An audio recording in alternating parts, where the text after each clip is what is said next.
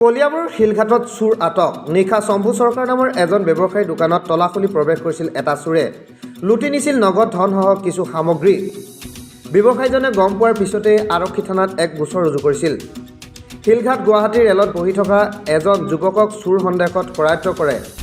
যুৱকজনৰ পৰা উদ্ধাৰ কৰে কিছু চুৰি হোৱা সা সামগ্ৰী। তাৰ পাছত ৰাইজৰ ৰোষত পৰি চোৰৰ এই অৱস্থা। পৰৱৰ্তী সময়ত শিলঘাট আৰক্ষী উপস্থিত হৈ থানালৈ লৈ যায় চোৰটোক। সন্দেহজনক চোৰটোৰ ঘৰ ঢিঙত বুলি জানিব পৰা গৈছে। গম পালোঁ এজনে গৈ পেলাই ৰাতিপুৱা 7:30 ক'লে যে দোকানখন চুৰ হৈছে।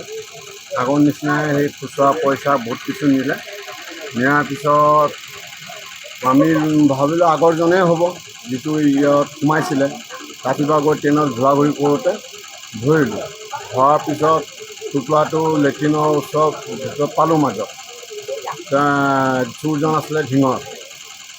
কাৰণ ধৰি আনি পেলাই দুই এজনে পিটিলে। পিটাৰ পিছত এতিয়া শুই আছে। প্ৰশাসনকো মাতিছোঁ।